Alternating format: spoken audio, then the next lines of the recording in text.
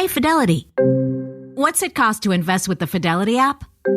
Start with as little as $1 with no account fees or trade commissions on U.S. stocks and ETFs. That's music to my ears. I can only talk. Investing involves risk, including risk of loss. Zero account fees apply to retail brokerage accounts only. Sell order assessment fee not included. A limited number of ETFs are subject to a transaction-based service fee of $100. See full list at fidelity.com/commissions. Fidelity Brokerage Services, LLC, member NYSE, SIPC. One of the hardest parts of getting older is feeling like something's off in your body, but not knowing exactly what. It's not just aging. It's often your hormones, too. When they fall out of balance, everything feels off. But here's the good news. This doesn't have to be the story of your next chapter. Hormone Harmony by Happy Mammoth is an herbal formula made with science-backed ingredients designed to fine-tune your hormones by balancing estrogen, testosterone, progesterone, and even stress hormones like cortisol. It helps with common issues such as hot flashes, poor sleep, low energy, bloating, and more. With over 40,000 reviews and a bottle sold every 24 seconds, the results speak for themselves. A survey found 86% of women lost weight, 77% saw an improved mood, and 100% felt like themselves again. Start your next chapter feeling balanced and in control. For a limited time, get 15% off your entire first order at happymammoth.com with code NEXTCHAPTER at checkout. Visit happymammoth.com today and get your old self back naturally. Breaking down every game, every day in Major League Baseball. This is the Baseball Betting Show. Here is your host, Greg Peterson. A warm and friendly hello! Welcome to lovely Las Vegas for the Baseball Betting Show with myself, Greg Peterson, now part of the VSiN Family Podcast. We've got an excellent podcast for you as we're going to be joined in segment number 2 by one of our good friends, Dylan Rockford, who does such excellent work over at the Sports Gambling Podcast Network. We're going to be talking about just how he's taking a look at things in general with regards to this playoff picture as it is oh so murky. I know he's a little bit of a New York sports fan, so certainly have to touch upon the Mets, the Yankees, and so much more. And then we'll be taking a look at all the games that we've got here on this Tuesday, and then in the final segment, going to get you guys picks and analysis on every game on the betting board for this Baseball Tuesday as we touch them all. If you do have a question, comment, segment idea, what have you for this podcast, you have one of two ways we offer those in. First one is my Twitter/X timeline at gunit_81. Keep in mind, letters CM, name does not matter, so as per usual, please do send these into the timeline. Other ways, find an Apple Podcast review. If you rate this podcast 5 stars, it is very much appreciated. From there, you're able to fire in whatever you'd like to hear on this podcast via that 5-star review. I actually did get in a Twitter/X question today, so we do appreciate that, and that is powered by Edge Boost. Going to the Twitter/X mailbag. Edge Boost is making sure that bettors are able to have access to their funds whenever and wherever that 100% of gambling transactions do get approved. You get cashback rewards as you utilize Edge Boost, and when you go to EdgeBoost.bet, put in that promo code of Greg, G-R-E-G. That's going to get you a dollar for dollar match on your first deposit up to $25, and this one comes in from Alan P. Smithy. He was loving the segment yesterday about talking about teams, profitability, the least profitable and most profitable pitchers, and he was asking, do you think that betting on 3 to 5 teams on the money line blindly is a good strategy? Seems like if I get the teams right, it's better than what I'm doing, which is right now breaking even. And I do have to always remind people, and this goes for any sport, because we've got a lot of folks out there that are now betting football. You're betting the spread sports, and my other main sport is the spread sport with regards to college basketball, but it really does apply for money line sports like baseball as well. You're still betting numbers and you're not betting teams. Like, let's say that you've got yourself a game where you think that it's a pick'em, and I always encourage this. Always have a number in mind before the openers come out. It doesn't have to be like the daily handicap spreadsheet that I post up on Twitter/X or everything like that, but if you're thinking in your mind, all right, the LA Dodgers are playing the Colorado Rockies here. If I'm able to get a minus 145 or better, I'll lay the run line. If it's at a minus 150 or higher, I will lay off. Just doing something like that, I think, is a very good practice to be getting into. And I think that that's a big thing. Just looking and thinking, all right, what are the implied odds, for lack of a better term, of a team being able to win a baseball game? Because I'm at plus 100, minus 100, however you want to indicate that. That is pretty much saying that it should be a 50-50 game. And if you're able to get plus money, that's good value right there. Let's say that you think that a team is 65% to be able to win a game. That's just spitballing a number here. That would work out to be about minus 185, minus 186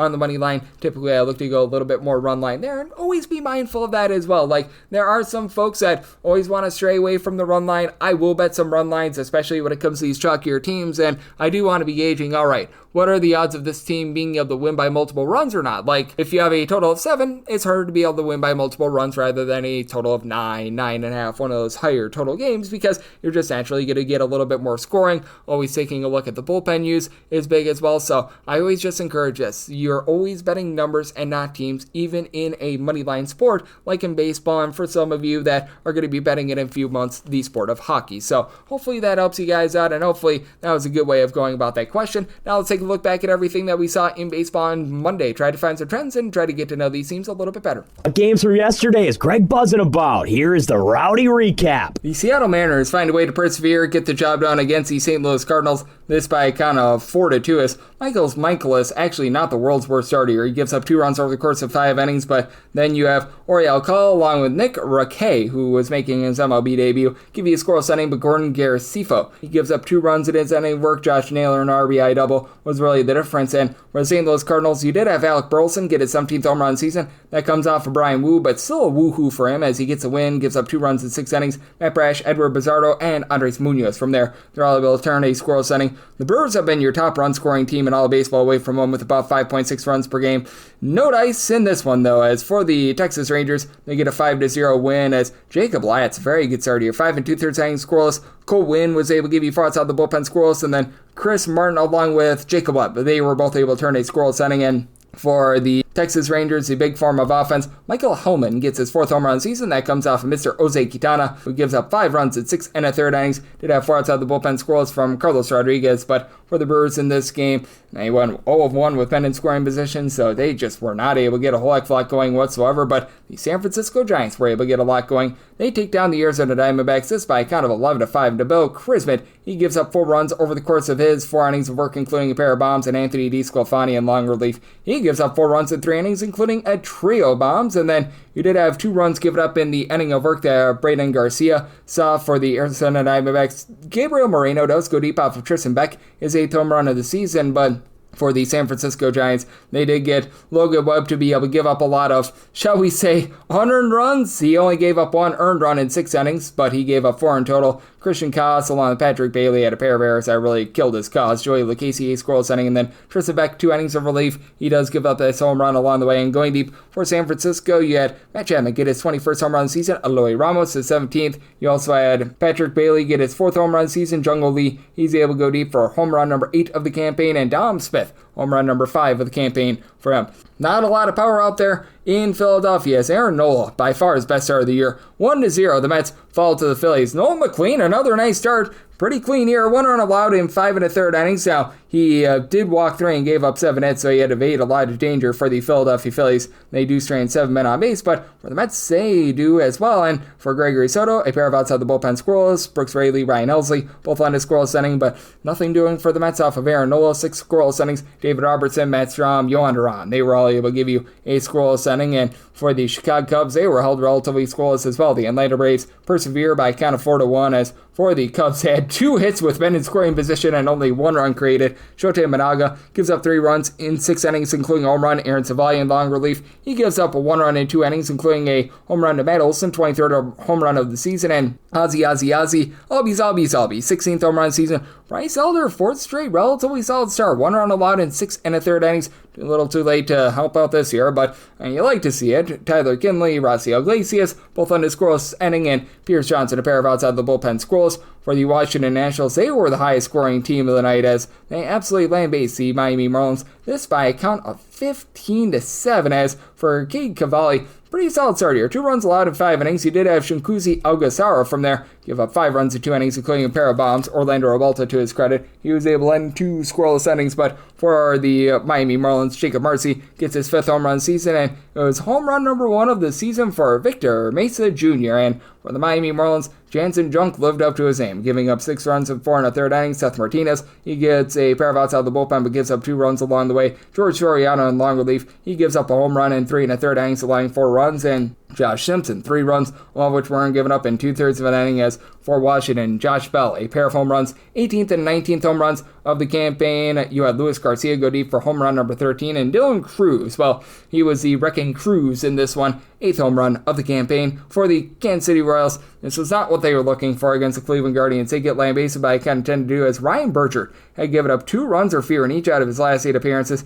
8 runs given up in 3 1/3 innings. Regression hit hard here. Taylor Clark from there gives up a run in an inning. Jonathan Bolin and then the backup catcher Luke Melee both give you a scoreless inning. Daniel Lynch, he goes for 5 outs, gives up a run along the way. And for Cleveland, Slade Cicone, he gives up 1 hit in 8 scoreless innings. From there, Zach Kent does give up 2 runs in an inning, but nothing doing for the Royals in any form or capacity on this night. And for the Boston Red Sox, they take it to the Athletics. This by a count of 7-0. For the Athletics, absolutely nothing doing on Garrett Crochet. 10 punch-outs in 7 scoreless innings. Zach Kelly and Chris Murphy both under scoreless inning. And pair of bombs for Boston. Carlos Cervantes, 13th home run season off of Luis Morales, along with Trevor Story getting swung 4th home run in the campaign, also off of Morales, who gave up 5 runs in 4 2/3 innings. From there, Brady Basso, 2 1/3 innings scoreless. Scott McGill gives up 2 runs in 2 innings, but for the Athletics, completely shut out in this one. Now, I do have to have this up by midnight Pacific, 3 o'clock a.m. Eastern, so we've got a few games that are just wrapping up here. The LA Dodgers are in the bottom of the 8th inning, currently up 3-1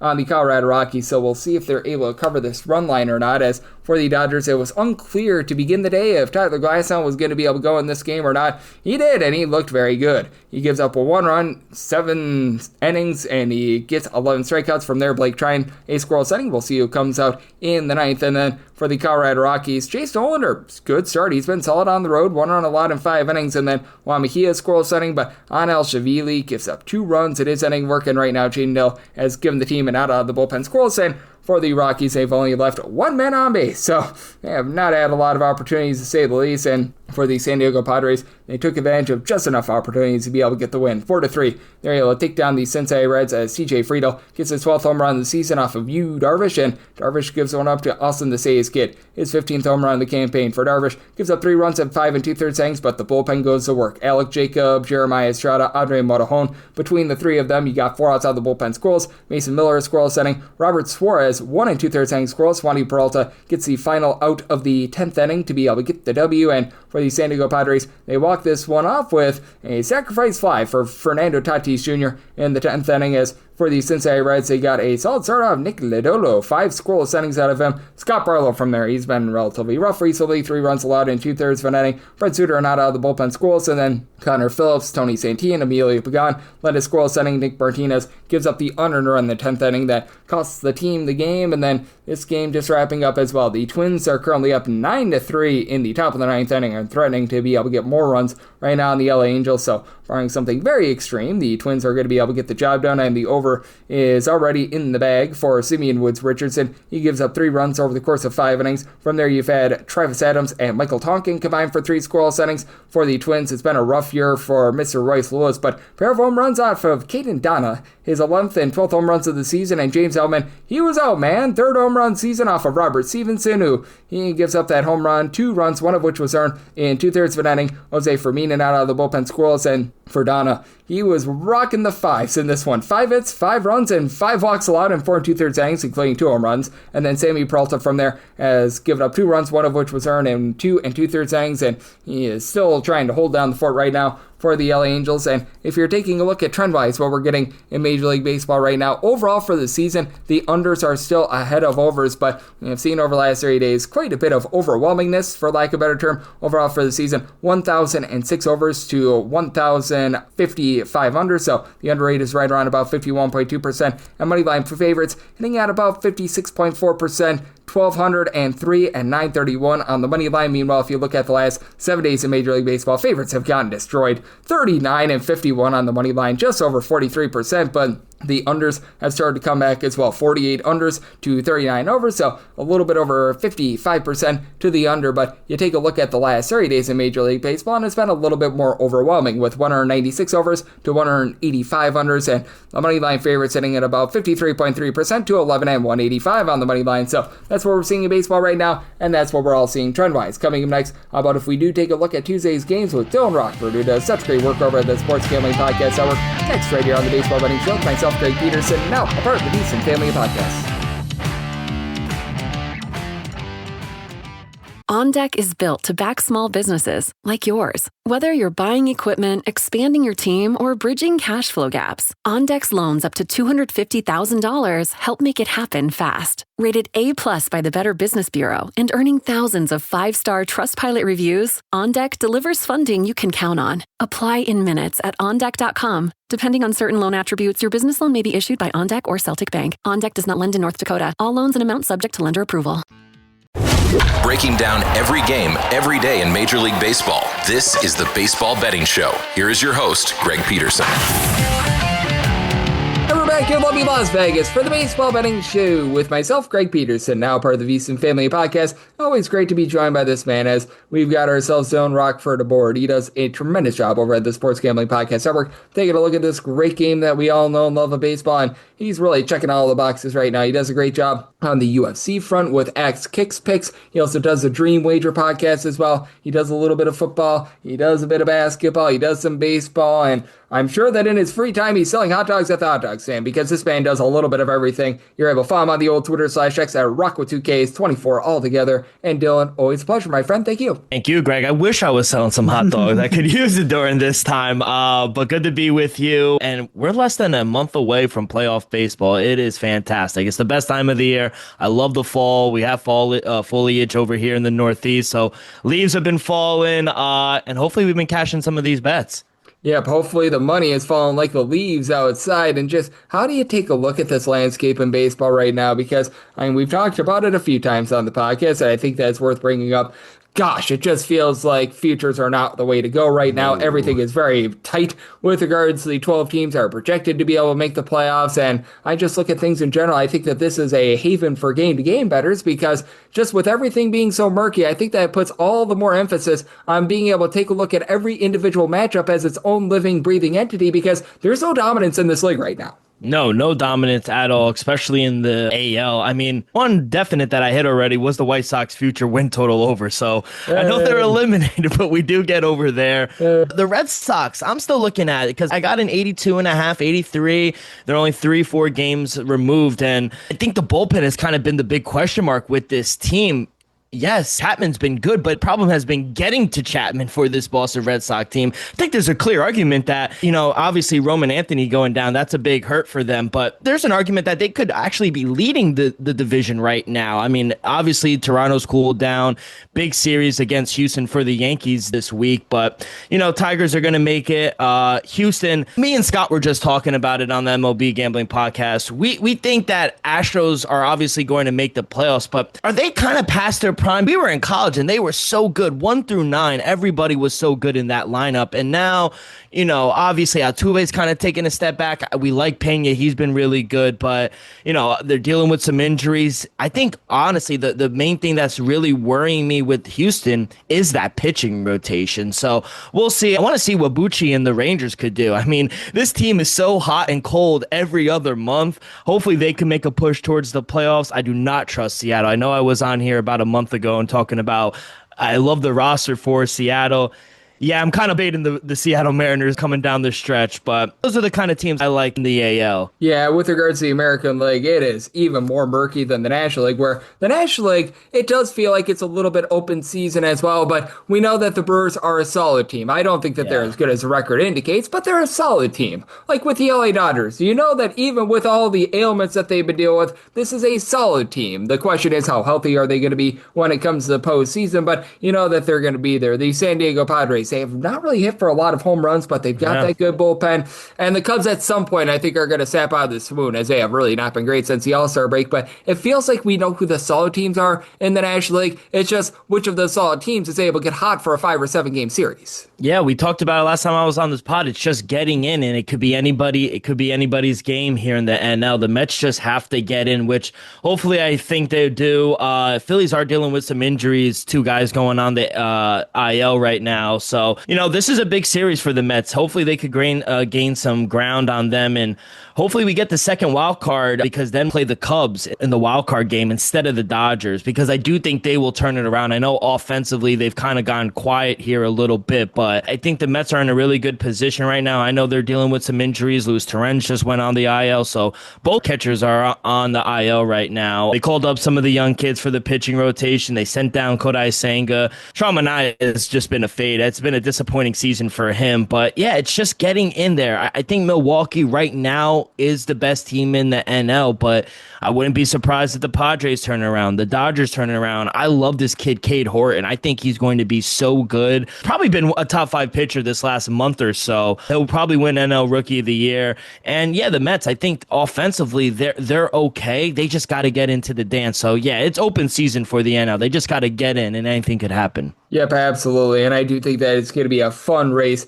here moving forward. As Dylan Rockford, who does a tremendous job over at the Sports Gambling Podcast Network, he's joining me right here on the Baseball Betting Show. And we've got some fun games coming up for Tuesday, a few games that are off the board. So we shall see what is going to be happening on that front. But you just talked about with regards to Mets and Phillies, it's going to be Ranger Suarez up against Sean Manaea. And right now I'm seeing a total of 8.5. Phillies are about a minus 135, minus 145. How do you take a look at this game? Because Suarez has been honestly much worse at home rather than away from home. But also, you've got a guy in Sean Manaea who's given up 4+ runs in 4 of his last 5 games. So I think that makes it a very interesting circumstance with a Mets team that honestly has been solid with their bats, but Ryan Helsley has been terrible in the bullpen as well. Oh my God, he's been terrible. I went to a Mets game recently, and the boos have been very, very loud in Queens. Honestly, the Mets have had the Phillies number, but just in Queens, not in Philadelphia. I just really haven't liked what I've seen out of the Mets recently. The offense has kind of gone cold in the last series, in the last 2 games against Cincinnati, and now staying on the road where they do struggle, facing Ranger Suarez, who I think's been really good for the Phillies. Yes, he's been better on the road, but at home, the Phillies are 4-1 straight up in his last 5 home starts.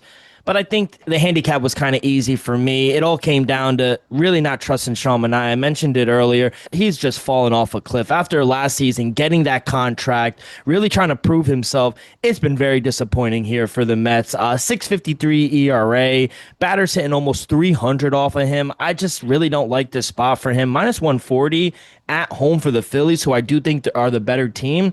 I don't mind it. Minus 140 is probably my threshold of where I would lay on the money line. My numbers made him a minus 165 favorite. That would be a little too much for me, but minus 140, I don't mind taking the Phillies here. Yep, with the Philadelphia Phillies, I do think that they're just such a different team at home rather than on the road. And how do you gauge some of these teams that have very wild home and road splits? Like with the Phillies, it just feels like they're a completely different team there. You mentioned it, the Mets own them in Queens, and the Mets get owned when they're in Philadelphia. And we just have a lot of those teams this year that it feels like they've had a tough time winning on the road this season. Yeah, 100%. You mentioned it, the Phillies at home, 45-23, but on the road, they're just hovering right around 500. So, yeah, I would agree. They're just a much different team at home than on the road. Milwaukee, it doesn't matter where they play. They're just really good either way. But the Cubs, they're another team. Great at home, but on the road, I really wouldn't like to back the Chicago Cubs on the road. Los Angeles Dodgers, another team you really don't want to back on the road. At home, same thing with the Padres and Dodgers. You really want to back them at home, but on the road, not so much. So, yeah, those are kind of 2 teams or 3 teams that I really like backing at home, not so much on the road. Yep, absolutely. And I feel like there are quite a few of those teams thus far this season. And I think that this is going to be a really interesting series between the Reds and the San Diego Padres. The Reds are really that lone team that's out of the playoff picture right now in the National League that might be able to get in there with the Giants trying to make a surge, but they need to get some wins in St. Louis over the weekend that they did not get. But as of right now, I'm seeing the Padres at a minus 184 favorite. It's supposed to be Michael King going, and the Reds are north of a plus 150 with a total of 7.5. And I just can't back the Padres at this big of a number, assuming that it is Michael King, just because he's made 1 start since the middle of May, and these are the sorts of spots where I love fading guys off the injury list, and I'll probably be doing the same as long as it is King getting the start. Yeah, 100%. I think it'll be a month to the date that Michael King will return. Last time he came in and only pitched 2 innings against the Red Sox August 9th. He's going to get this start coming off the IL. He's had a very injured season, Michael King. I like him. I understand the total at 7.5. I probably would take an over. I agree with you. I think I like to fade pitchers coming off a long layoff like Michael King. And in a series where I think we're gonna see some runs here, Zach Littell really hasn't been the best the past 3 games for Cincinnati as well. So both teams where I think we're going to see some runs here. My total came out to 7.9. I don't mind over 7.5. I think that's very small for a guy making his return after a month layoff. And I would agree with the price. I think the Padres should be the favorite, but almost a $2 favorite is kind of crazy for Michael King, if I'm being honest. So plus 154, I think the value is definitely with Cincinnati. Yeah, if it were like minus 180 and Michael King had made 25 starts this year, maybe I could see it. Yeah. Not so much with him making 1 start since the middle of May, and you mentioned it, his last start, he went 2 innings coming off the injury list, and you just don't know how long he's going to be going in this game. So we are in lockstep there, as we do have Dylan Rockford of the Sports Gambling Podcast Network joining me on the Baseball Betting Show, and then I find this to be very intriguing. The Chicago Cubs, who obviously they've had their struggles, they're pretty much a pick'em game here against the Atlanta Braves with a total of 8.5. Cade Horton, I don't think there's any way humanly possible he continues this run that he's on, where he's given up 4 runs in his last 9 starts. Somehow, some way, it just continues to go, and Spencer Strider was supposed to start on Sunday. He's out pushed back to Tuesday. I look at this 8.5 total, it feels a little bit low, and I just don't trust in Spencer Strider right now. And even with Cade Horton being to him for a regression, this feels a little bit disrespectful. Oh, 100%, Craig. I mean, I'm so glad you brought this game up because Cade Horton, a dog, I understand they're on the road, but I'm going to take the Cubs all day. My numbers made them a minus 130 favorite. I don't care that the Braves are home. I don't think they deserve to be the favorite. I don't think they're very good. 3-7 in their last 10. They're under 500 at home. They just lost 2 or 3 from the same Chicago team last week. And now they get Cade Horton, who just threw 5 scoreless innings versus the same Braves team. It just doesn't make sense to me. I think the market is off. Even in August on the road, Cade Horton was lights out. The last time the Cubs lost a road start was early July for him. So I think this is a good spot for the offense as well. You mentioned it earlier in the show. I think the Cubs offense is going to get going here late in September. So Braves 0-5 straight up in Strider's last 5 starts. He is not good. The Braves are not good. I like Cade Horton. I'll take him. Minus 102 is an amazing price. We're here to hoo on Mr. Horton, so I do love to be able to have that. And then this one I think is a fun one out there in the American League because we mentioned it. The American League playoff picture is very murky, and these are 2 of your top teams in the American League right now. The Yankees and the Detroit Tigers. Casey Mize versus Will Warren. That total's 8.5, and the Yankees are about a minus 145, minus 150 or so favorite. Want to get your thoughts here because with the Yankees, their offense has been highly reliable. Their pitching, especially their bullpen pitching, has not been very reliable. I think that this could be a good spot for the over with in Yankee Stadium. It's still being relatively warm enough for those home runs where that might start to dry up when it gets colder in October. Yeah, I also like the dog. I also think plus 133 for the Tigers. I only made the Yankees a minus 125 favorite here at home. In my opinion, I don't think Will Warren is that good, in my opinion. I think he'll have one good game, then he'll have a bad game, a good game, a bad game, just very inconsistent. And to be honest, Casey Mize is the same thing. I just feel like we're going to see Will Warren eventually regress here. He's given up 5+ hits in 4 straight games. I agree on the over. We got 2 top 10 offenses, 2 pitchers who I just mentioned are kind of up and down. My total came out to 9.4. I think the value's with the Tigers, and I think we'll see a high-scoring game. Over here on the East Coast, it's still nice out. It's around 70, 74 degrees, so it should be a really nice night out in the Bronx. Yeah, I agree. I think we'll see some runs, but I'm going to take the Tigers here on the road. I think the value's with Detroit.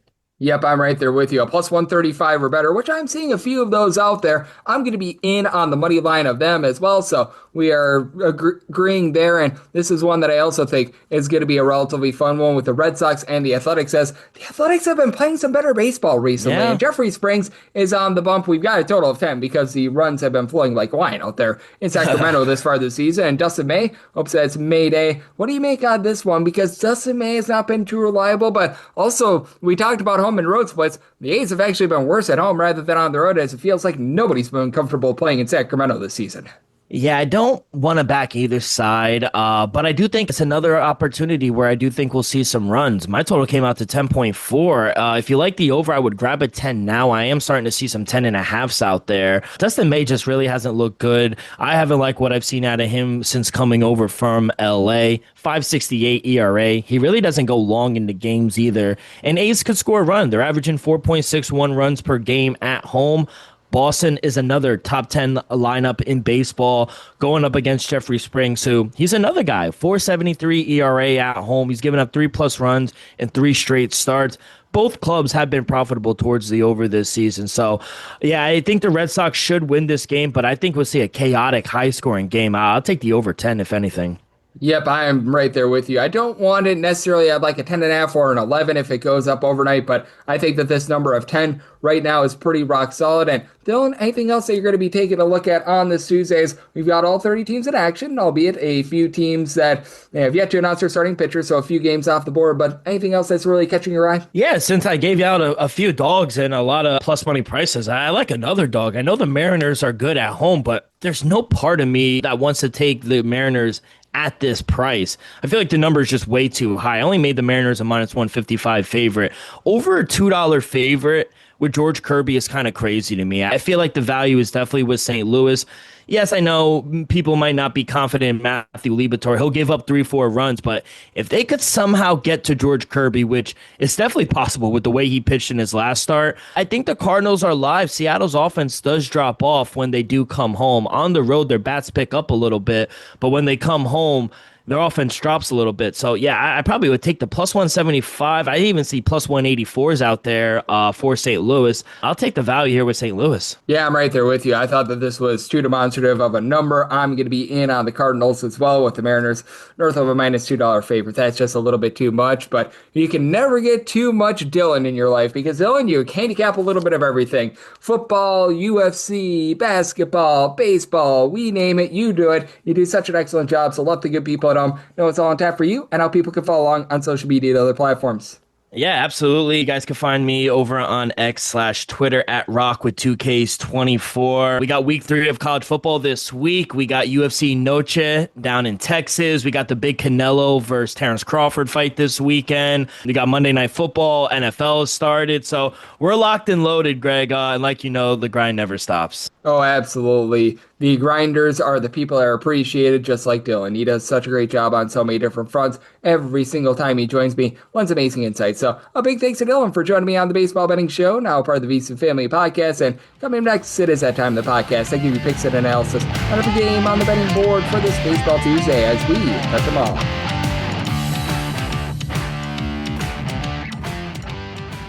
On Deck is built to back small businesses like yours. Whether you're buying equipment, expanding your team, or bridging cash flow gaps, On Deck's loans up to $250,000 help make it happen fast. Rated A+ by the Better Business Bureau and earning thousands of 5-star Trustpilot reviews, On Deck delivers funding you can count on. Apply in minutes at OnDeck.com. Depending on certain loan attributes, your business loan may be issued by On Deck or Celtic Bank. On Deck does not lend in North Dakota. All loans and amounts subject to lender approval. Breaking down every game, every day in Major League Baseball. This is the Baseball Betting Show. Here is your host, Greg Peterson. And we're back here, lovely Las Vegas, for the Baseball Betting Show with myself, Greg Peterson, now part of the VSiN Family Podcast. Always great to be joined by Dylan Rockford, who does such amazing work over at the Sports Gambling Podcast Network. Taking a look at this great game that we all know and love of baseball. Every single time he joins me, he lends such great insights, and he did so once again today. So big thanks to Dylan for joining me in the last segment. Now it is that time of the podcast. I give you picks and analysis on every game on the betting board for this Baseball Tuesday as we touch them all. If a game is listed on the betting board, Greg has a side and a total on it, so it is time to touch them all. Do note that as per usual, any changes that are made to these plays will be listed up on my Twitter/X feed at gunit_81, and we're going to be going in Las Vegas rotation order. This is where we go with the National League games first, then the American League games. Any interleague games, those are going to be at the bottom. That'll keep things all nice, neat, clean, and easy. So let's start things off with 901, 902 on the betting board. It is the Miami Marlins, and they are going to be playing host to the Washington Nationals, as it is Adam Mazur on the bump for Miami, and Mitchell Parker goes for Washington. 8.5 is the total. The over is -125, unders +105, -117 to -126 at number on Miami, and you're going to be getting between +104 to +112 on Washington, and I am going to be in on this total over. I really don't have any faith in either of these two pitchers, as I did make my total here an 8.9 for Mazur. He's got a career ERA that is hovering right around 7. He's been a little bit better this year than when he got his opportunity at the big league level last last year with the San Diego Padres, but this is not a guy that gets a lot of swings and misses, and this is a guy that I fear is a little bit of a hard contact candidate in terms of what he gives up. As for Mazur thus far this season, he has been giving up only about 1 home run per 9 innings, but that was 1.6 last year with the San Diego Padres. He's had a small sample size of 3 starts, 5.74 ERA. He's only getting 6.9 strikeouts per 9 innings, but Mitchell Parker has just been absolutely terrible for this team. He looked a little bit better in his last start for Washington, but he has now given up at least 3 runs at every one of his starts since the beginning of the month of August, 6 strikeouts to 3.3 walks per 9 innings, and the hard contact has really gone up. Post All-Star break, he's been giving up a little bit over 2 home runs per 9 innings. He did a good job of control of the deep ball early on during the season, but you look at things since the All-Star break in his 9 starts, 7.63 ERA. Now it is a Washington Nationals team that has been better with their offense away from home rather than at home. I don't know if they'll duplicate the 15 spot from yesterday, but C.J. Abrams, out of his home runs thus far this season, 17 in total, 14 of them have come on the road. He's been able to about a 270. You've had Josh Bell since the beginning of the month of July, hitting about a 250, and he had himself a 6 RBI game yesterday. Don't think he'll duplicate that, but he's up to 19 home runs. James Wood, give you good Wood. He's up to about a 355 on base. He's been able to supply 27 home runs, but a lot of the younger guys do need to step up for this team. Guys like Andres Shapiro, Dylan Cruz, Robert Hassel give you less than a 300 on base, give you less than a 230 average. Has been rough though. Dallin Lyle has been able to about a 280, and then for Miami, they're still without Kyle Stowers, their main home run hitter, and you've had just some ups and downs in general with regards to power for this team. But Otto Lopez is now up to 14 home runs. He's giving you about a 250 average. You have guys that are able to move the line like Roberto Hernandez, who's hitting about a 260. You've had Xavier Edwards at the top, struggled a little bit recently, but still about a 340 on base. Troy Johnson, he's been able to above a 250 as well. And for the Miami Marlins, the game yesterday might have hurt them, but they entered into yesterday since the beginning of the month of June, right around about league average with regards to their bullpen ERA. Blake Bakar has been giving you about a 380 ERA, but I've had the likes of Ronnie Enriquez, Tyler Phillips, Cade Gibson, guys like this be able to go out there, give you a sub-3.5 ERA, though George Soriano has been offline for the Nationals. Bullpen has been a little bit better recently over the last 2 or 3 weeks, but they're still dead last in the big leagues in terms of bullpen ERA. Cole Henry has actually been pretty solid, but Orlando Rebalta, Jackson Rutledge, you've got so many guys, Jose Ferrer posting up above a 4 ERA, Shunkuzi Iguodala more like a 5 ERA, so I do think that this is a circumstance where we are going to get some run scoring in this game, and I do think that Miami perseveres, gets the job done. I do like that 8.5 over, and with Miami, I did set them on the money line at a minus 128, so one to lay up to a minus 127. 903, 904 on the card. The Mets are on the road against the Philadelphia Phillies. Ranger Suarez is on the bum for the Phils, and Sean Manaea goes for the Mets. The Mets who find themselves anywhere between plus 118 to a plus 125. Meanwhile, minus 134 to a minus 144 is that number on the Phillies with a total of 8.5. The over is minus 105 to minus 115, and same goes for the under. And for Sean Manaea, I said he and the Mets at a plus 153. This Mets team just has not been able to get really good pitching ever since the All-Star break, but more specifically ever since the trade deadline. This has been a bullpen that's very much acting up, even though Tyler Rogers along with Gregory Soto, these guys have given you a sub-3 ERA.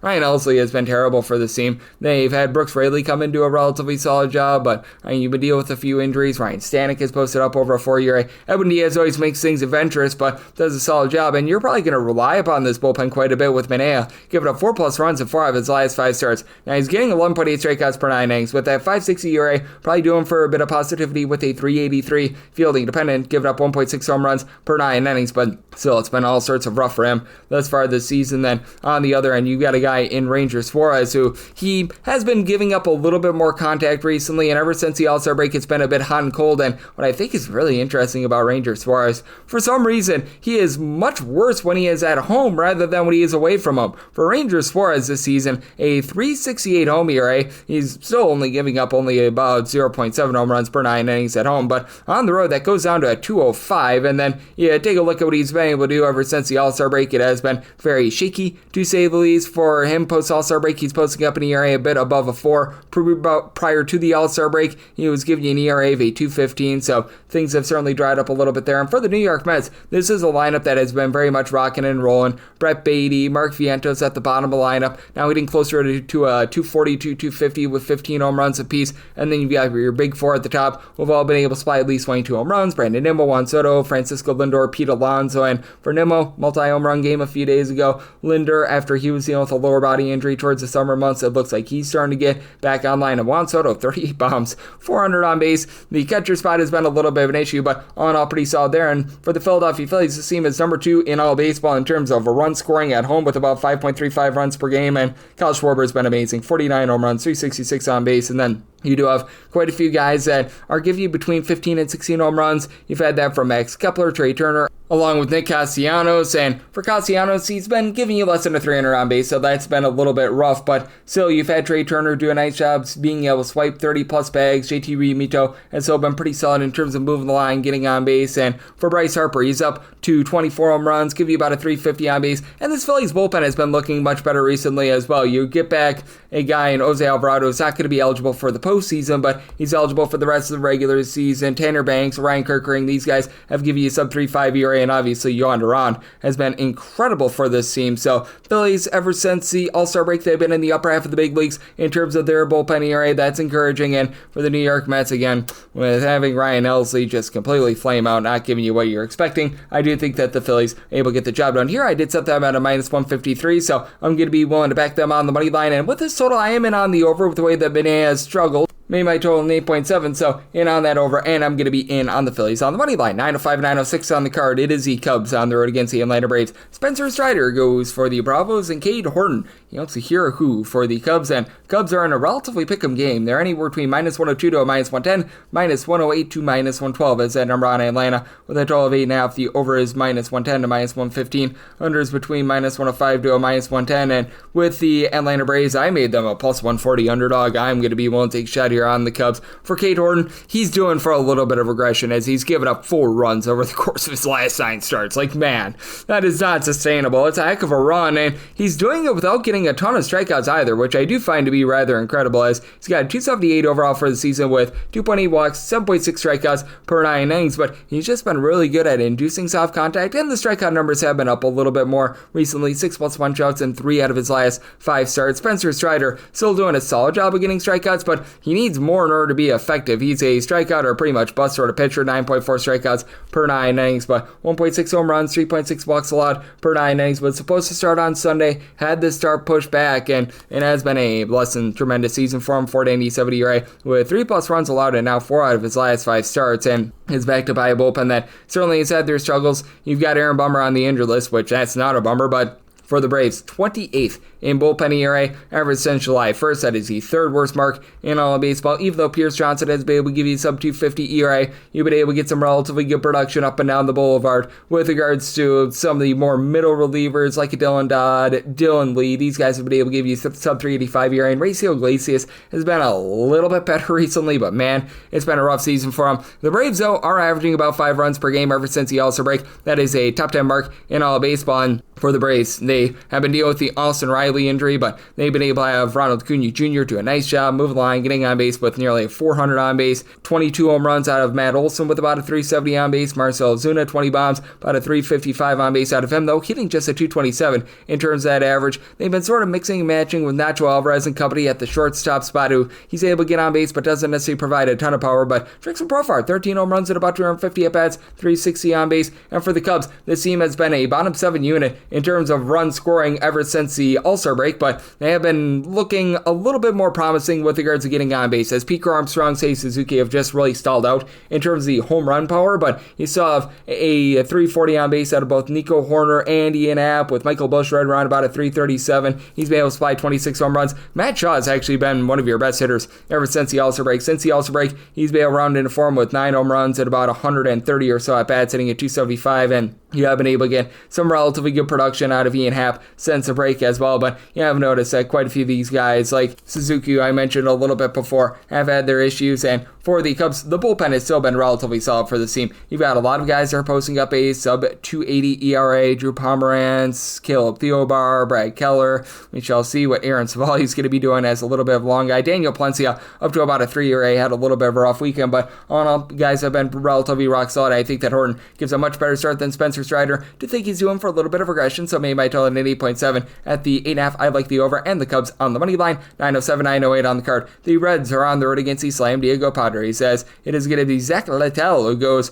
for the Reds, and Michael King hopes to be the King for the Padres. Right now, a lot of places have this game off the board because we were unsure if King was going to be going or not. He's dealt with a lot of injuries, so that makes things a little bit more murky, but on the initial opener, I'm seeing the Padres at a minus 210, plus 176 on the Reds with a total of 7.5, overs minus 120, and the under is even. I'd be very willing to take the Reds here. I set them at a plus 152. For Michael King, if he's in full form, if he's really rocking and rolling, I feel like this is a lofty number, let alone deal with all the injuries that he has, all the touch and go this season. Like, I have some massive question marks here with Michael King being this big of a favorite on the open. 10.1 strikeouts at 3 walks per 9 innings. That's relatively rock solid, but I mean, this is going to be his second start since the middle of May. He came back for one start in late August. He gave up 2 runs in 2 innings, and then he went back on the injured list. So that's not great to say the least. And then on the other end for Littell, this guy has been very much giving up the deep ball thus far this season. About 2.3 home runs per 9 innings allowed since he got to St. Louis. And if you look at the overall season numbers between his time with the Rays and the Cincinnati Reds, 3.81 ERA, 1.9 home runs, 6.3 strikeouts per 9 innings, a 5.01 fielding dependent is a little bit of an issue. But now pitching out there in Petco, that's actually very good for him, especially with the fact that the Padres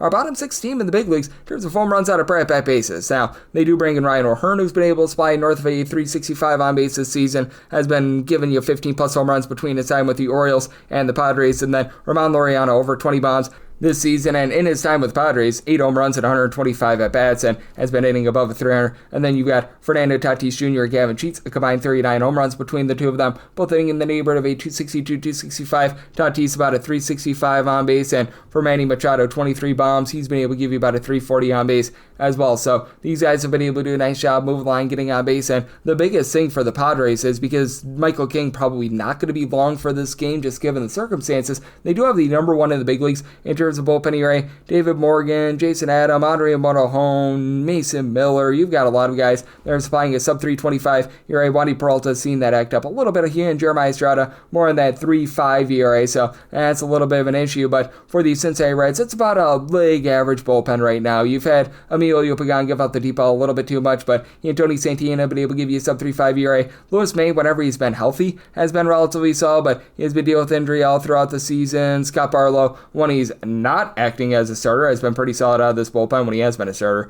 He gave up 4 runs in that one inning that he started against the Toronto Blue Jays, so that was a little bit less than tremendous. Now they've got Nick Martinez in the bullpen as well, so it is a circumstance where I do think that this number is getting a little bit lofty with the way that the Reds just have been so scrappy in terms of moving the line as a collective. They don't have a single guy on the roster entering into this week with over 20 home runs. LA De La Cruz leads away with 19 bombs, about a 335 on base, but then you've got Gavin Lux give you about a 350 on base. He's been able to do a nice job finding a way on, hitting at 270. TJ Friedel, about a 365 on base out of him. You've had good production in terms of Navali Marte giving you 12 home runs, hitting at 285. So I do think that this opener is too lofty, plus 153 or better. Looking at the Reds on the money line, and did set a total of 7.7, so if we get that 7.5, I'm in on the over. 909, 910 on the card. It is the Diamondbacks on the road against the San Francisco Giants. As for the Giants, it is a Robbie Ray saying hip hip hooray to another start, and Zach Allen looks to fill it up for Arizona. Arizona does find themselves as an underdog between plus 112 to a plus 120. Minus 132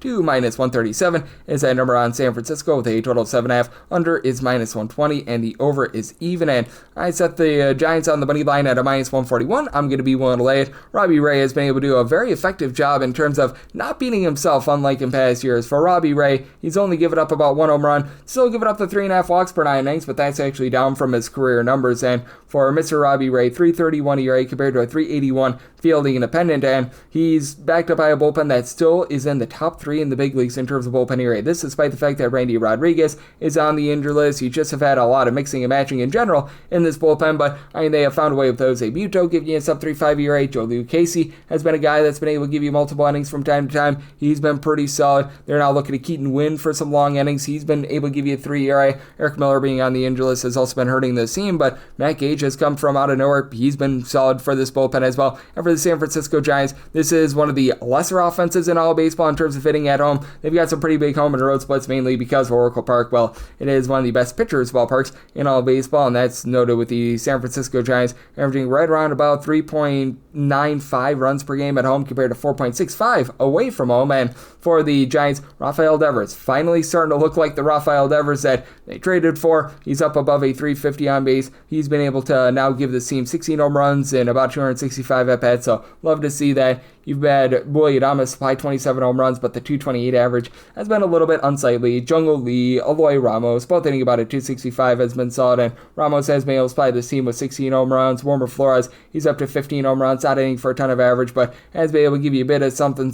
And Dom Smith is a guy that I like. He's hitting above a 290, and for the years in the Diamondbacks, this team is still in the top 8 in the big leagues in terms of run production now. Not quite the same offense because trade away and Eugenio Suarez along Josh Naylor, that's less than savory to say the least, but Geraldo Perdomo has been able to give you 380 on base. Ketel Marte, 385 on base. He's up to 25 home runs. You've had a good production out of Lourdes Gurriel with his 19 bombs, hitting about a 250. Corbin Carroll's up to 30 home runs. Blaze Alexander, when he's been out there, has moved the line with about a 330 on base himself. But for the Diamondbacks, even though the bullpen has been a little bit better over the last few days, it is still a bottom 8 team in terms of bullpen areas. Andrew Selfrank has been a very welcome and nice addition for this bullpen as he's been able to give them a sub-3 ERA, but then you have the likes of a Jalen Beeks at a 3.75 ERA, and then fresh off the injury list, Ryan Thompson, Jake Woodford, Juan Murillo, Taylor Rashi, so many guys that are right now giving you an ERA that is well above a 4.5, so I do think that for the Diamondbacks it's a little bit of an uphill battle, especially with the way that Zach Gallen has happened himself this year, down to about 8.3 strikeouts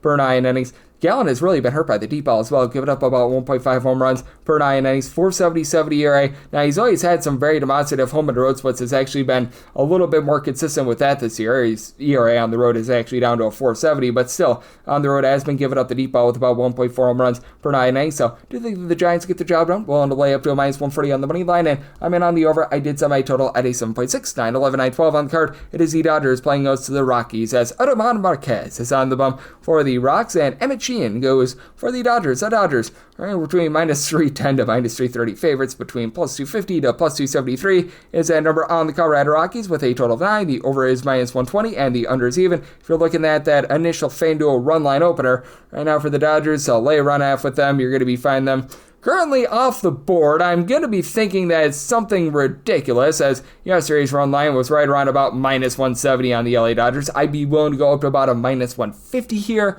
on the run line. Once you pass about a minus 150, that just becomes a little bit of a point of no return. But I mean, this is a Rockies team that's still really, really bad. And if the LA Dodgers lose pretty much 5 out of 6 to the Orioles and the Pittsburgh Pirates away from home, they've still been the top run-producing team when they've been at home this year, albeit they are not the same without Max Muncy. For some reason, when Max Muncy has been out of the lineup, this has turned into a below-average lineup. Evo Shohei Ohtani give you 45-plus home runs. He's still supplying the over 380 on base. You still have had Freddie Freeman give you over a 355 on base. He's up to 19 plus home runs. Will Smith is getting jiggy with it with a 400 on base. So you've got a lot of guys still supplying. Eddie Pius, I think a 270 with 24 home runs has been rock solid as well. But these guys do take a little bit of a step back, and then you just have not had anything whatsoever out of Michael Conforto thus far this season. Now, the good news for the Dodgers is that their bullpen is starting to get healthy. They got back Blake Treinen a few weeks ago. Since he's been able to return, he's been pretty solid for the team. And then you have back Tanner Scott, Kirby Yates, and Michael Kopech.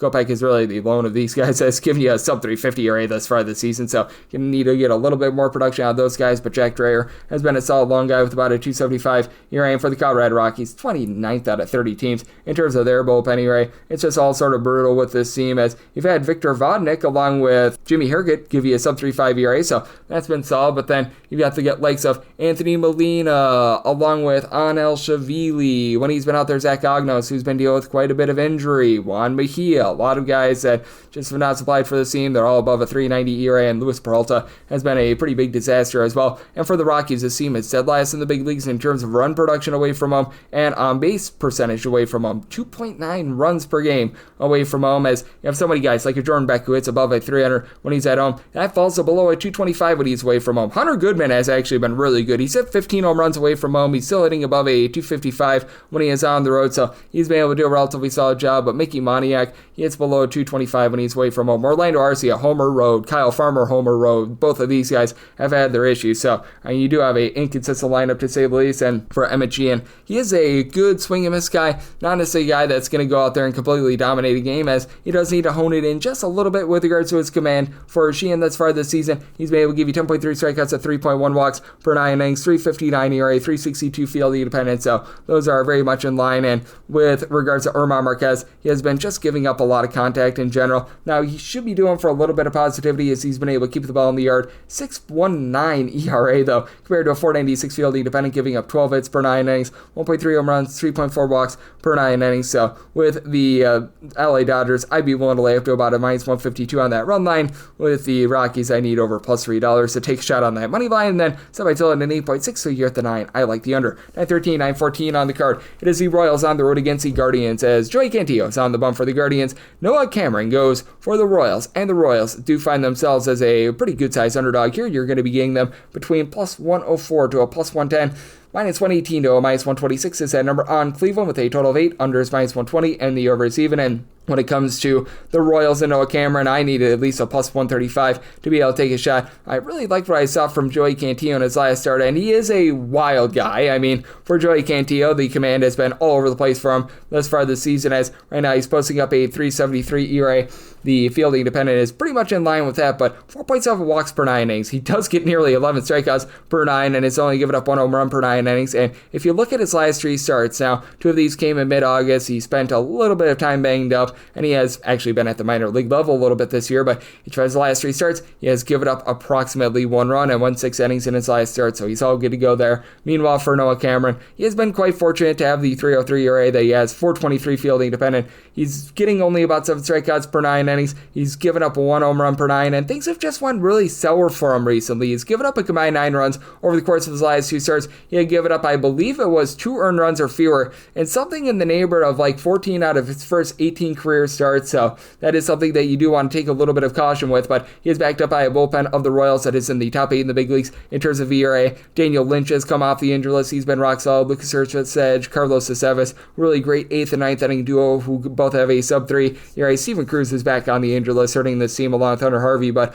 all these guys have been able to do a rock solid job. And for the Royals, they're now getting a bit more out of the lineup. Now, you do have some of these guys at the bottom of the lineup, like whenever John Rave has been at the big leagues, Jack Caglione, Michael Massey hitting at 225 or lower, Carter Jensen has yet to do anything, but Vinny Pasquantino's up to 29 bombs, hitting at 260. You are dealing with an injury to Bobby Witt. He has been missing over the last 3 or 4 days for this bunch, so something to be keeping in mind. But Salvador Perez is up to 25 home runs. Miguel Garcia, about a 350 on base with 16 home runs. And then on the other end, for the Cleveland Guardians, you've got Steven Kwan, who's been able to about a 275. Jose Ramirez above a 350 on base with 27 home runs. And Kyle Manzardo's up to 25 bombs, but just a cavalcade of different guys hitting below a 225 for this team. Gabriel Arias, Nolan Jones, John Kenzie Noel, Bo Naylor, Austin Hedges, CJ Kayfis, man, David Schneemann. It's really a lot of guys. And for the Cleveland Guardians, they are in the top 6 in the big leagues in terms of bullpen ERA. Eric Zabrowski has been very good since coming out the injury list. You've been able to have the likes of a Kobe Aller, Jacob Junis, these guys be able to give you a sub 325 ERA. Kate Smith has been acting up a little bit along with Hunter Gaddis, but still, all in all, this is a relatively solid bullpen, and I do think that for the Cleveland Guardians, they do a nice job. I'll be able to get to Noah Cameron here, so I did set my total at an 8.2. I'm going to be in on that total over, and with the Guardians, I'm willing to lay up to a minus 134 on that money line. 915, 916 on the card. It is the Detroit Tigers on the road against the New York Yankees. Will Warren is on the bump for the Yanks, and Casey Mize goes for Detroit. Detroit does find themselves between plus 130 to plus 138 underdogs, and between minus 148 to a minus 155. That number on the Yankees, 8.5 is the total. The over is minus 115. Under is minus 105, and for the Yankees could only make them a minus 133 favorite, so here to plus 135 or greater. I'm going to be willing to take a shot here on the Detroit Tigers. I do think that this is going to be a high scoring game because with Will Warren, the command has just been all over the place and wonky with him. He has been giving up 3.8 walks per 9 innings. Now, his fielding dependent is lower than his 4.28 ERA because he only gives up 1.1 home runs per 9 innings. That fielding dependent down to about a 3.90 and does get darn near 10 strikeouts per 9 innings, but still has given up 3+ runs in 3 out of his last 4 starts, albeit a lot of under earned runs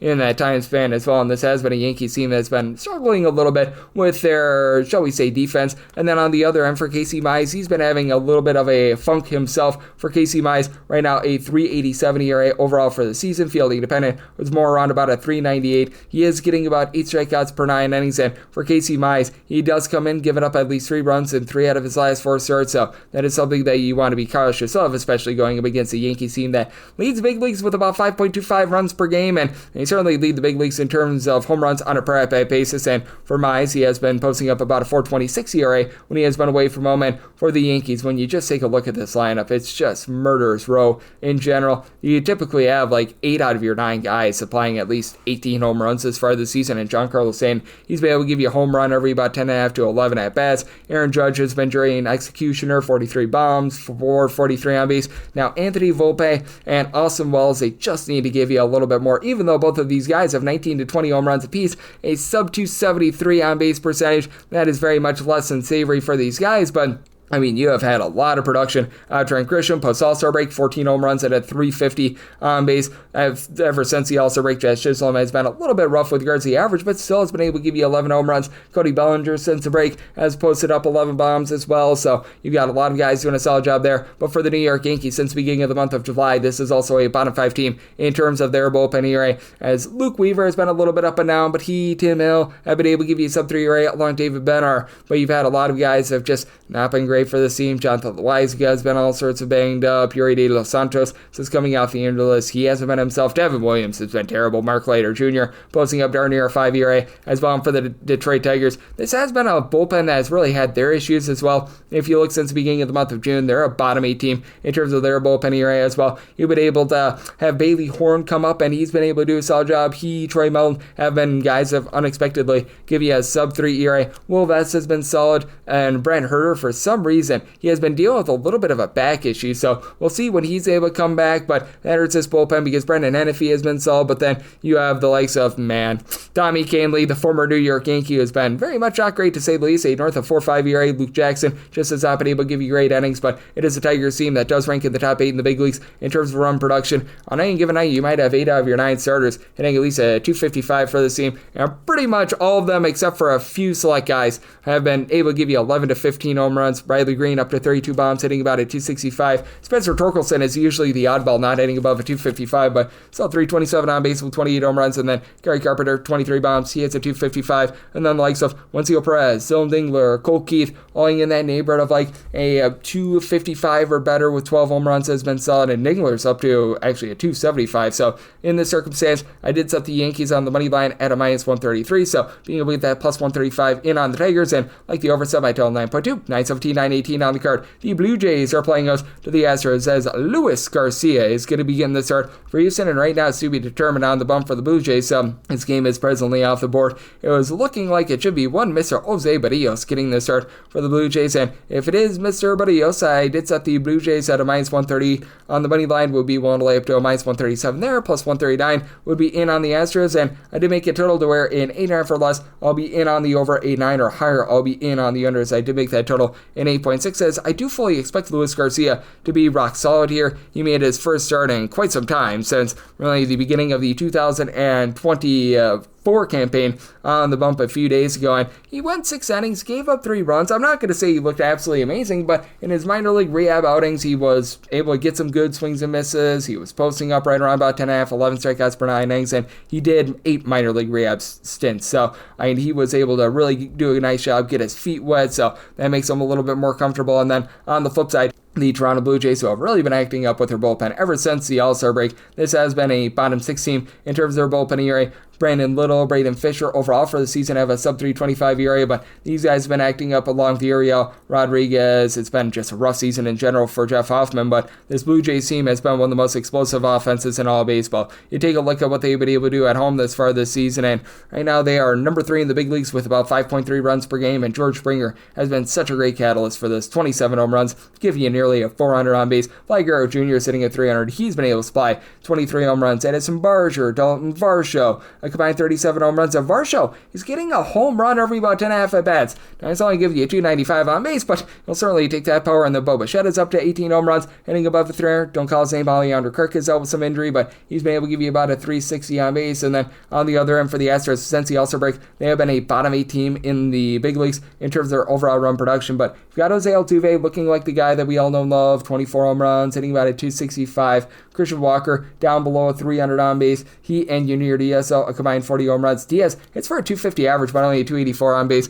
And then Walker about a 298 on base. So you need a little bit more there, and they're clearly missing Isaac Paredes. But Carlos Correa, ever since coming on over in that trade, he's been able to about a 290. Jake Myers continues at a 300, though he's been a little bit banged up himself. And for the Astros, they have to deal with a lot of injuries in Bennett Sosa along Josh Hader in this bullpen. But you still have the Bryants, Brian King, Brian Abreu, a little bit of a young, long guy in AJ Bluebaugh, who will be able to give you a sub 325 ERA. Steven Urquhart has been rock solid as well. Some minus 137 or better with Barrios would be willing to back the Blue Jays, plus 139 or better in on the Astros. And then in after less, like the over 9 or higher to the under. And if it's not Barrios, probably would still be putting it at an 8.5 for less to the over, a 9 or higher to the under. But for the Blue Jays, probably would be looking at them more in that neighborhood, about a minus 120 or so, depending upon who would get that start. 919, 920 on the card. It is the White Sox, and they play out the Tampa Bay Rays. Adrian Uncombe Doogie Howser is on the bump for the Rays, and Yandris Gomez is on the bump for the White Sox. We think, as right now this game is off the board, the question mark is whether or not we get Adrian Howser, and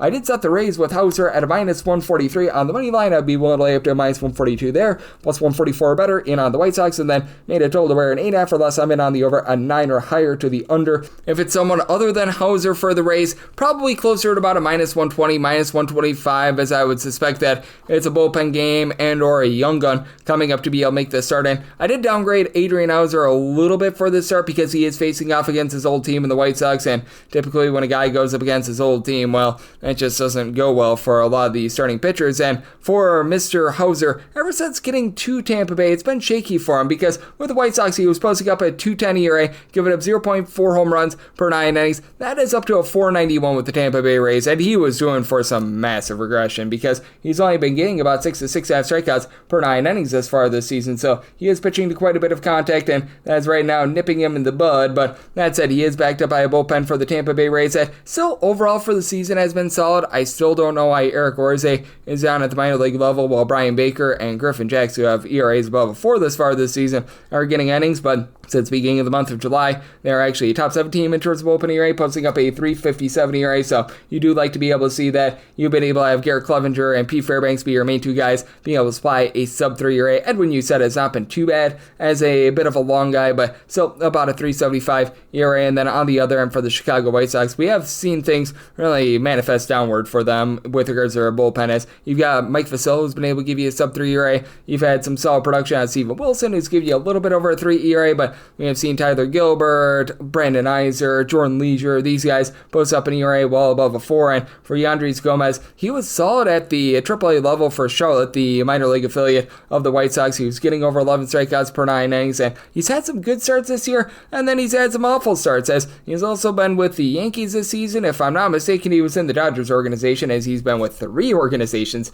thus far this season. But in his time with the White Sox thus far, for ERA, he's only given up 2 home runs in 27 innings and 9.5 strikeouts per 9 innings. Has really been hurt by the fact that he's giving up over 4.5 walks per 9 innings. So, and then again, that bullpen has just been not so savory for the team, to say the least. And for the White Sox, they're actually a upper half of the big leagues team in terms of run production ever since the All-Star break, with Lennon Sosa being the main guy. 20 home runs, hitting about a 265, and then you do have Colson Montgomery, Andrew Benintendi, both supplying 18 home runs.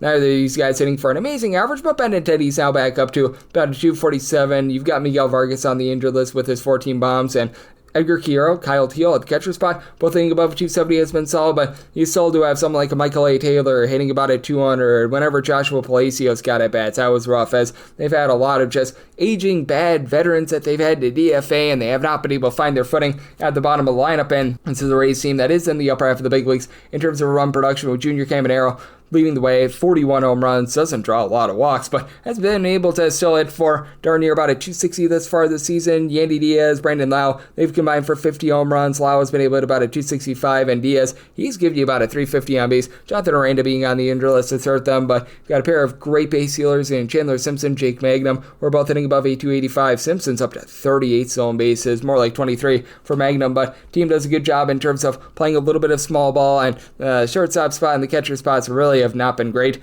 for this team, to say the least, but do think that in the end the Tampa Bay Rays should be a nice size favorite. If it is Hauser against Andres Gomez, I said a total to wear an 8.5 or less in on the over 9 or higher to the under. Would have a similar total if it is not Hauser, but with the Rays I set them at a minus 143 on the money line with Hauser. If it's not Hauser, closer about minus 120, minus 125, so we need a plus 144 to take a shot on the White Sox against Hauser, probably about a plus 120 against someone else. 921, 922 on the card. The Twins are on the road against the LA Angels. The Professor Kyle Hendricks is on the bump for the Halos, and you've got Zebby Matthews going for Minnesota. Minnesota is anywhere between a minus 115 to a minus 120 favorite. Between plus 104 to a minus 105 is that number on Los Angeles. 9 is the total, over and under both at minus 110, and I'm going to be willing to take a shot on the under. I did set my total at an 8.8. The LA Angels bullpen has actually been a little bit better recently. Now, right when you think that the LA Angels bullpen has figured it out, they always do a whole heck of a lot worse with it, but I mean, still, since the beginning of the month of June, they've been slightly below average, but I mean, it's been a little bit of an improvement. And for Kyle Hendricks, 41 ERA, 1.5 home runs, 2.5 walks per 9 innings, and just a hair over 6 strikeouts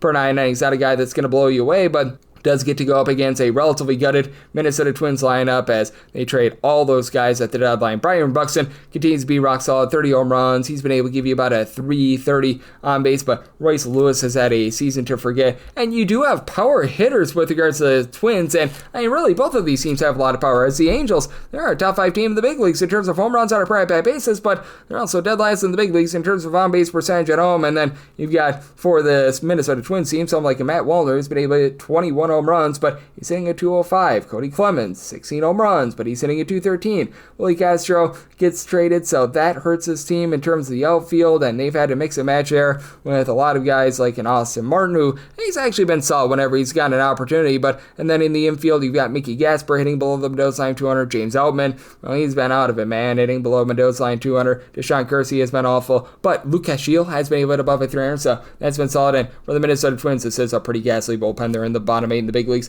in terms of bullpen ERA, and all the trustworthy guys that they had are gone, which means that you got a Erasmo Ramirez who's been able to give you about a 250 ERA. That's actually been pretty solid for the team, but the likes of Pearson Ewell as a long guy, Cody Funderburg, Travis Rogers, a lot of guys that are posting up an ERA well above a 4. It's been less than savory for so many of these guys. Genesis Cabrera has not been great, to say the least, as well. And for the LA Angels, this is a team with a lot of pop, but not necessarily a lot of average, as Logan Hoppe, very Hoppe about the 19 home runs, but hitting for about a 265 with regards to that on base. That needs a little bit of work. Joe Adell is setting fire to the rain, 35 home runs, but again, just a 303 on base. Taylor Ward, 30 home runs. He's hitting for a 225. Zach Neto has been the main constant for this team, 25 home runs. He's been away for about a 260. I know he's dealt with some ailments, but he's back. And then Nolan Schunall being on the injured list has hurt this team. Even Mr. Mike Trout has not been able to hit for a lot of average at a 229, albeit 362 on base. He's been able to supply 20 home runs, but for this LA Angels team, I do think that they're going to be able to do a solid job of getting to a guy in Zebby Matthews, who he's a real strikeout or bust sort of pitcher, and he's been giving up a lot of hard contact thus far this season. For Zebby Matthews, he's got a 473 ERA compared to a 376 fielding independent, 10.4 strikeouts per 9 innings, which is great, but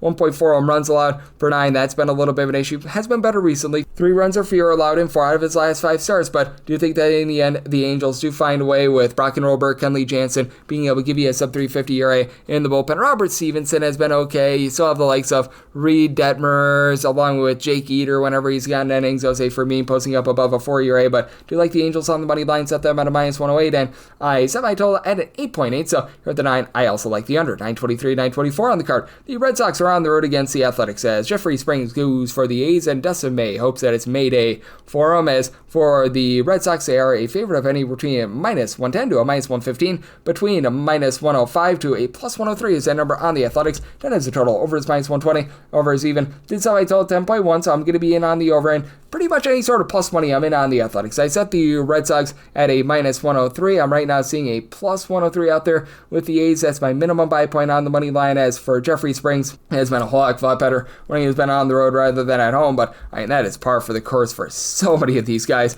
that have pitched for the Athletics this far this season, as it just feels like none of them really like being out there in Sacramento. As for Mr. Jeffrey Springs, a 4.13 ERA, 4.68 fielding dependent, it's 7.2 strikeouts per 9 innings, by far career low. He's up to about 1.5 home runs allowed per 9 innings, so that has been less than great to say the least. But for Mr. Springs, you take a look at what he's been able to do on the road, and that's a big reason why he's not the favorite in this spot. He's been able to post up a 3.61 ERA on the road with about 1.2 home runs allowed per 9 innings. At home, about 1.7 bombs allowed per 9 innings, a 4.73 ERA. And then on the other end for Dustin May, it just has not been great for him this far this season. He's dealt with so many injuries, so I want to see what he's able to do next year, because I think that he might be able to blossom. He's right now between his time with the Dodgers and the Red Sox, posting up a 4.96 ERA, 8.5 strikeouts per 9 innings, but 1.4 bombs, 3.8 walks allowed per 9 innings, and he has given up a grand total of 13 runs, 12 of which have been earned over the course of his last 3 starts. So that's been not amazing, and for the Athletics, this has been a lineup that has been really, really good ever since the All-Star break. Post-All-Star break, this has been a top 7 team in terms of overall run production. As a matter of fact, we'll go further, a top 5 team in terms of run production, as you've got a quartet of guys who will give you at least 24 home runs: Tyler Soderstrom, Brent Rooker, Shea Langeliers, and Nick Kurtz, with Kurtz also being able to supply a 4-arm base in the meantime. Now, for the Athletics, it is a little bit of a top-heavy lineup, as some of the middle infielders, Willie McIver, the backup catcher, these are guys that have not been able to give you too much. Denzel Clark lands on the injured list. J.J. Bleday is hitting at 220, but I mean, those front 4, and then you throw in there Jacob Wilson hitting at 315. That's been very rock solid, and for the Athletics, the main issue that you've had with this team has been the bullpen. They're in the bottom 5 of the big leagues in terms of bullpen ERA. You've had Michael Kelly, Sean Newcomb be able to supply a sub-325 ERA. Hogan Harris is starting to turn around a little bit with a 350 ERA, but you've got Elvis Alvarado about a 375, and then the likes of Ben Bowden, Osvaldo Bido, Tyler Ferguson, Grant Holman, a whole bunch of guys that have been posting up an ERA well above a 4, and for the Boston Red Sox, that has been their forte. They've been a top 5 team in terms of bullpen ERA, and I mean, the ageless wonder in the world of Chapman has been incredible this year. He's posting up like a 1 ERA with darn near 13 strikeouts per 9 innings, but it's not just him. You've got a lot of guys like Garrett Woodlock, the Justins, and Justin Wilson, Justin Slayton being able to give you some relatively good innings. I think that Slayton has seen his ERA go up a little bit, but everyone else, Chris Martin, Greg Weissert, these guys have all been able to give you a sub-310 ERA. Now for the Red Sox, they are currently dealing with an injury to Roman Anthony. He was doing such a great job of setting the table at the top with darn near 400 on base, but still have a lot of guys that they just find a way on, hitting between about a 245 to a 260. Nate Eaton, Cedon Rafaela, Carlos Narvaez, Weiler Ray, who's currently on the injured list, Jaron Duran, they're all there. And Trevor Story hitting now 262 with 23 home runs. That's been rock solid. And Alex Bregman gives you a 360 on base. So interesting spot here. Here at the 10, I do like the over, but with the Red Sox, could I make them a minus 103 on the money line? So plus 104 or better, I'm going to be in on the Athletics. 925, 926 on the card. It is the Orioles, and they play us the Pittsburgh Pirates. We do know that Mike Burrows is going to be on the bump for the Pittsburgh Pirates, and pretty much just announced when I came on this podcast, it will indeed be Kyle Bradish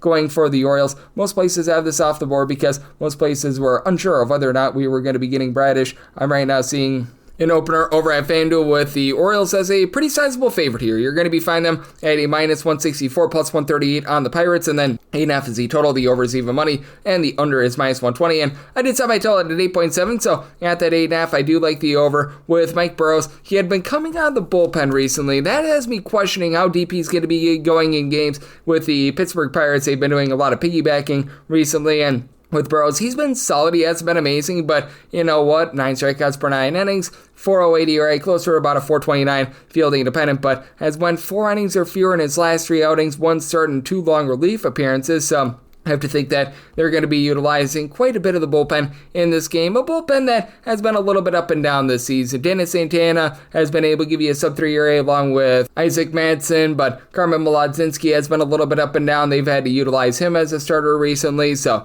that puts a little bit of question with that regard. You've had some of these guys like a Kyle Nicholas, Rory Moretta be serviceable, but Colin Holderman has been absolutely awful.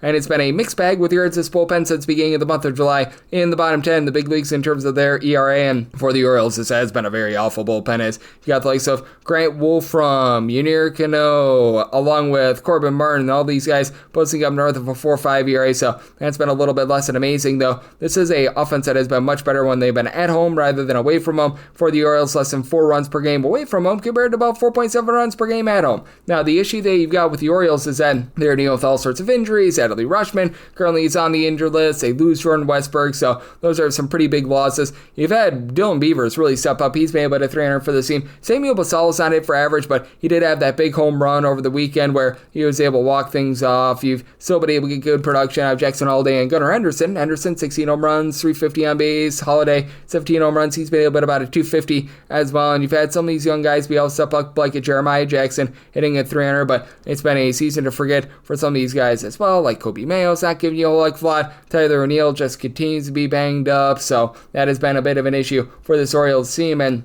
with Kyle Bradish, I do think that he's going to go out there, give you a relatively good start against a Pittsburgh Pirates team that if you look overall for the season, they are right there at the bottom of the big leagues in terms of run production. They've been a little bit better recently, just not a lot of home run power. Trio of guys with above 8 home runs on the team, Andrew McCutchen, Brian Reynolds, Oniel Cruz, but for Cruz, he's hitting at 201 this year. I recognize that the on-base percentage is a little bit better, but he, Alexander Canario, Jared Trollo, Henry Davis, Jack Swinitsky, so many guys hitting at 225 or lower for this team. And for Kyle Bradish, he spent pretty much the entirety of the year banged up. I believe that this is start number 3 for him, and I mean, the swing and miss stuff has been great. He's gotten 15 strikeouts in his first 10 innings, but he has given up a pair of home runs along the way as well. You take a look at what he did in terms of being able to get back up to the big league level in terms of his minor league rehab appearances, and he always given up the 3.5 walks per 9 innings, but was solid with regards to the swing and miss. So with the Orioles, I set their money line price at a minus 161. I'd be willing to take a shot if you get an appropriate run line, which right now I'm finding at a plus 122. I would need more like a plus 125 to be able to take a shot there, but when it's all said and done, do think I'll be able to get that. And with this 8.5, I'm in on the over. 927, 928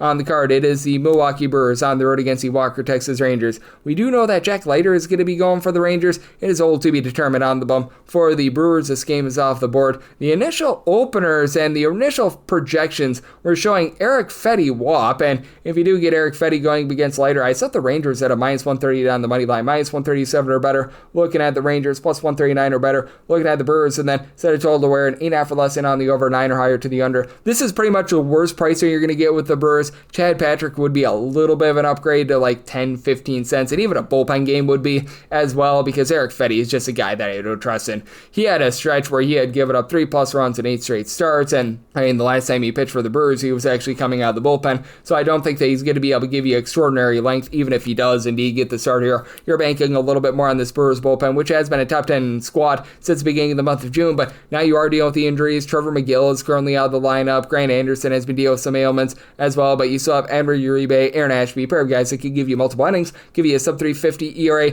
DL Hall, whenever he's been out there, has been pretty solid as a long guy, but now he's hit the injured list as well, so they are starting to run out of just guys in general. Tobias Myers probably figures to see some innings. He's been posting up about a 4 ERA, but this is a Brewers squad that is number 1 in the big leagues in terms of their overall run production. Do want to monitor Christian Yelich and the fact that he has been dealing with a few back issues. Should be probably good to go in this game, but something that you want to be looking at because he's your main home run hitter at 27 home runs, and then you've got a trio of guys between 17 and 19 home runs, Bryce Rang, William Contreras, along Jackson Chourio, and all 3 guys are hitting at least a 265 in the case of Contreras and Terang, right around about a 360 with regards to that on base. Al Frelick is able to give you about a 365 on base, and Drew Marisario, Caleb Durbin, these are guys that are giving you about a 325 to a 330 on base. The Brewers are just doing a great job of moving the line, even though they're in the bottom half of the big leagues in terms of overall home run production. And then on the flip side for the Walker, Texas Rangers, you've had Corey Seager and Marcus Semien hit the injured list, but I mean, Wyatt Langford has done a nice job stepping up, hitting for about a 345 on base. He's been leading the way with 21 home runs, along with Corey Seager whenever he's been out there. Josh Young, he's been able to do a solid job with 13 home runs, hitting about a 255 as well with a few ailments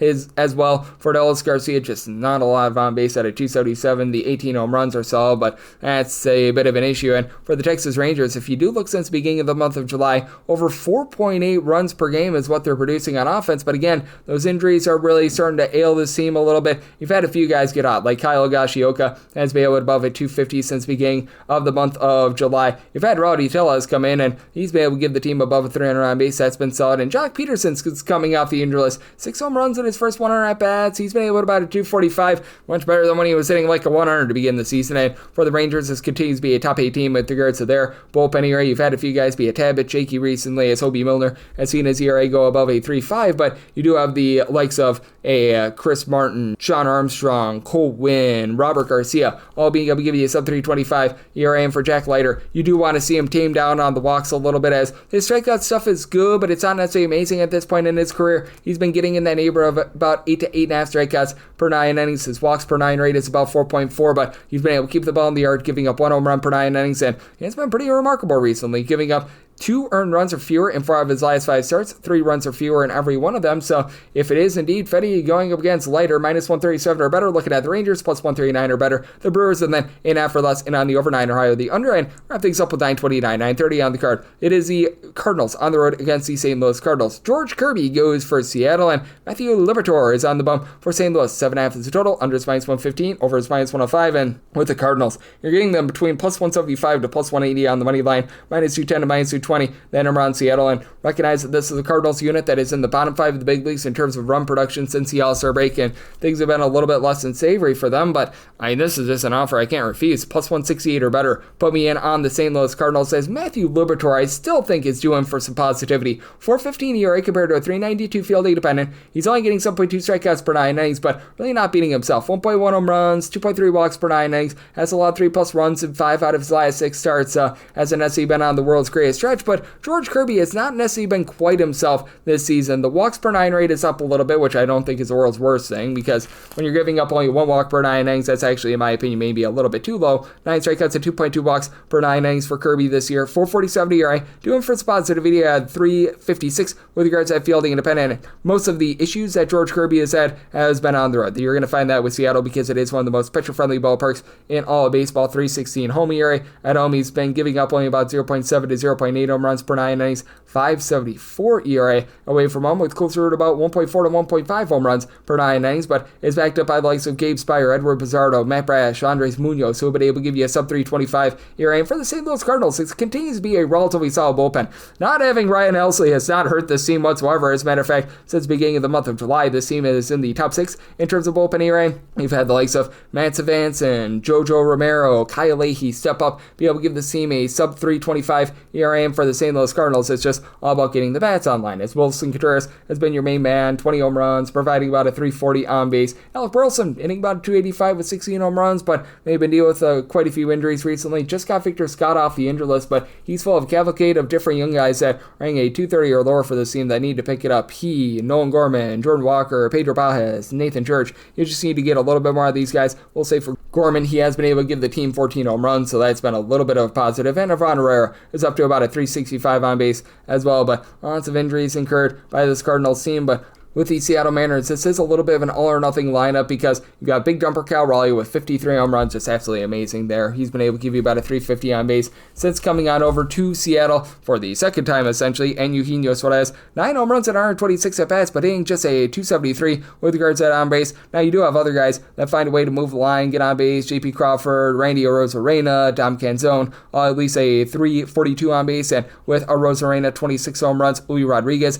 has been up to 30 bombs as well. He's always a little bit of a slow starter, and he's been able to kick it into high gear recently. But it looks since the All-Star break, even though Cal Raleigh does have 15 home runs and 180 bats, just hitting at 211. Josh Naylor, ever since he came over, hitting at 255. You expected maybe a little bit more there. Cole Young has been hitting below the middle sign of a 200, so it is a bit of an all-or-nothing Mariners lineup. I do think that they'll get to Liberatore a little bit, so I set my total at 7.6. I like the over, but getting that plus 168 or better in on the Cardinals money line, and that'll wrap things up for the Tuesday edition of the Baseball Betting Show, now part of the VSiN family of podcasts. Big thanks to Dylan Rockford, who does such great work over at the Sports Gambling Podcast Network. He joined me in the last segment. If you do like hearing from this fine podcast, Baseball Betting Show, you're able to subscribe wherever your podcasts, Apple Podcasts, Google Play, Spotify, Stitcher, and TuneIn. If you have a question, comment, segment idea, what have you for this podcast, you have one of 2 ways we fire those in. First one is my Twitter/X timeline at gunit_81. Keep in mind, letters EM, they mean does not matter, so as per usual, please do send these into the timeline, and the other way is find an Apple Podcast review. If you rate this podcast 5 stars, it is very much appreciated, and then from there, you're able to fire in whatever you'd like to hear on this podcast podcast via that 5-star review. And I'm with you guys every single day on this podcast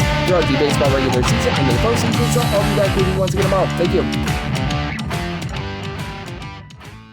Did you know that parents rank financial literacy as the #1 most difficult life skill to teach? Meet Greenlight, the debit card and money app for families. With Greenlight, you can set up chores, automate allowance, and keep an eye on your kids' spending with real-time notifications. Kids learn to earn, save, and spend wisely, and parents can rest easy knowing their kids are learning about money with guardrails in place. Sign up for Greenlight today at greenlight.com/podcast.